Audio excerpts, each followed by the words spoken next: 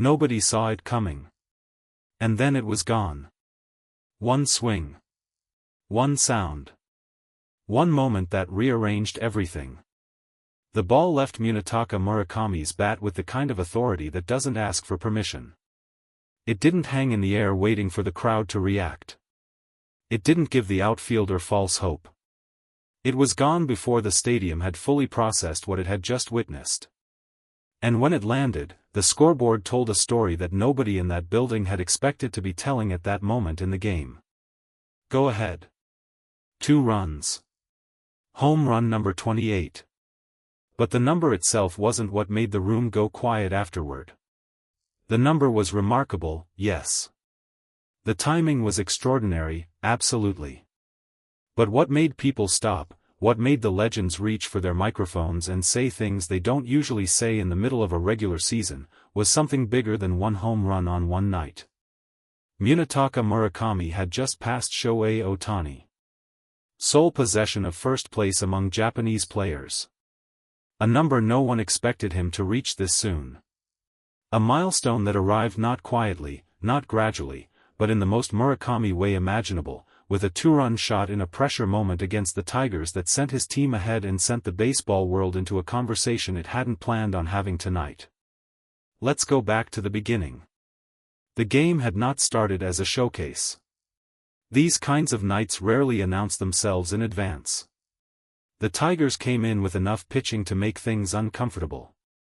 The White Sox, for long stretches of the evening, were doing exactly what teams do when a good starter is keeping them honest, fighting for contact, extending at-bats, searching for a crack that didn't want to appear. Murakami had been patient through the early innings. That is one of the things people who watch him closely always mention first. The patience. For a hitter of his power, for someone who carries the kind of offensive reputation that follows him into every ballpark, the discipline at the plate is almost more impressive than the home runs themselves. Pitchers know what he can do to a mistake. The entire defensive strategy when he steps in is built around not making one. And yet he waits. He sees pitches. He lets the at-bat develop. He doesn't reach for the moment. He lets the moment come to him. Tonight, in the inning that would define the game, the moment finally came. The situation didn't need any additional drama added to it. It already had enough. The White Sox were trailing. The Tigers had been managing the game carefully, protecting the lead with the kind of disciplined pitching that makes comebacks feel unlikely without ever making them feel impossible. The crowd understood the stakes. The dugout understood the stakes. And then Murakami stepped in. What happened in the at-bat before that final swing is worth describing, because the home run didn't come from nowhere. It came from work. It came from an at-bat that forced the pitcher to make decisions he didn't want to make, that gradually shifted the balance of the exchange from the mound toward the plate.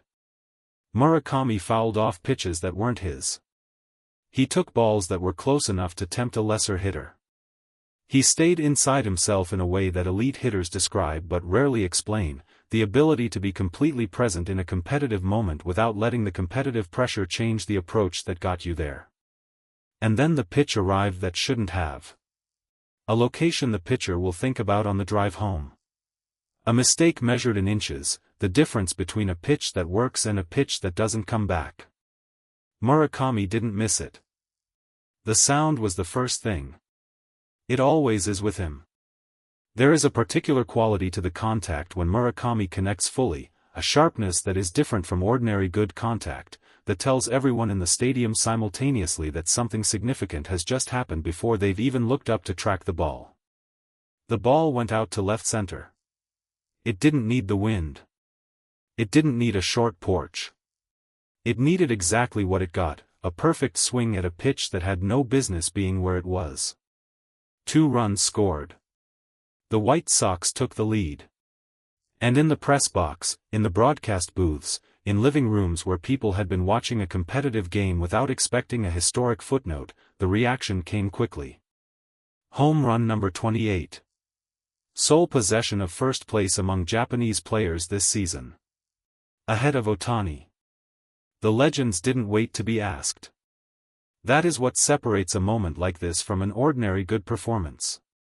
When players who have seen everything, who have watched thousands of games and thousands of at-bats and developed the professional's instinct for separating the genuinely remarkable from the merely impressive, when those players reach for the microphone without being prompted, something real has happened. The praise came from multiple directions. Different generations. Different connections to the game. Different frameworks for evaluating what greatness looks like at the plate. But the words kept arriving at the same place.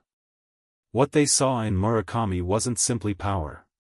Power is common enough at the professional level that it stops being a conversation on its own.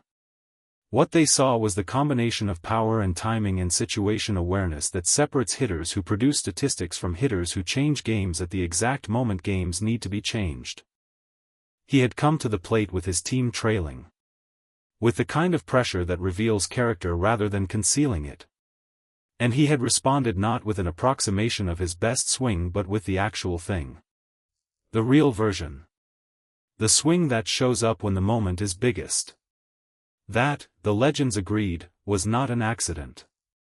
That was who Murakami is. Now the name that has been sitting just beneath the surface of this entire conversation has to be addressed directly. Shohei Ohtani. Any discussion of Japanese players and home run totals in any season of recent baseball history eventually arrives at that name. It is unavoidable. Not because Ohtani casts a shadow over what other players accomplish, but because he has set a standard that makes the conversation about Japanese offensive performance in Major League Baseball richer and more complex than it has ever been. When Murakami passed him tonight, it wasn't a moment of competition between two players who are rivals in any meaningful sense. They played different positions, for different teams, in different circumstances. They are not chasing each other. They are chasing their own best versions. But numbers exist on the same ledger regardless of intention. And for one night, in the column that counts home runs among Japanese players this season, Murakami's name sits at the top. The number that passed Ohtani. The number that made the legends reach for their microphones. The number that gave a game its meaning and gave a season its new talking point.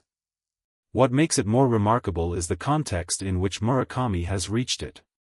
This is not a player performing in a favorable environment specifically constructed for his success.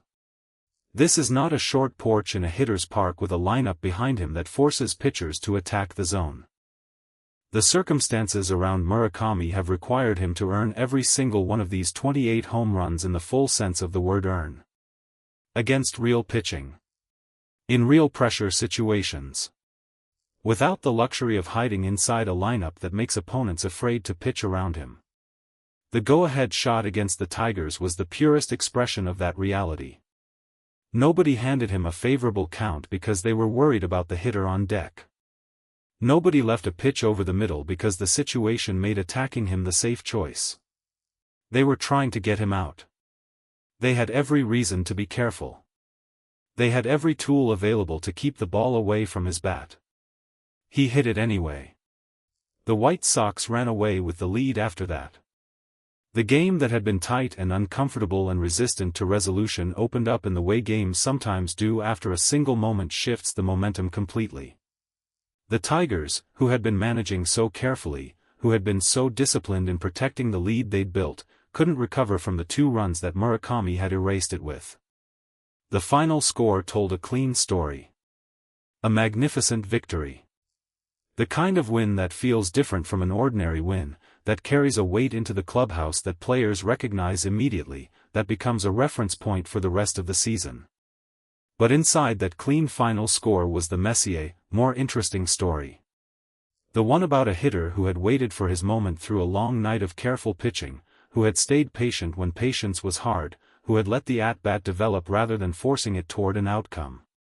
And then, when the pitch arrived that gave him a chance, had done what Munetaka Murakami does. In the post-game conversations, when the questions turned to the milestone, to the number 28, to the name that number had moved past, Murakami handled it the way great players usually handle questions about individual accomplishments in the middle of team victories. He was brief. He was honest. He was already thinking about tomorrow. But the question had been asked and the answer existed whether or not he chose to dwell on it. For one night, in the home run column that connects every Japanese player who has ever competed in Major League Baseball, his name was at the top. Above Ohtani's. Not permanently. Not necessarily for long. Baseball has a way of reordering these things with the same swiftness with which it creates them. Tomorrow is another game. Another at-bat. Another chance for the ledger to shift again. But tonight belonged to Murakami.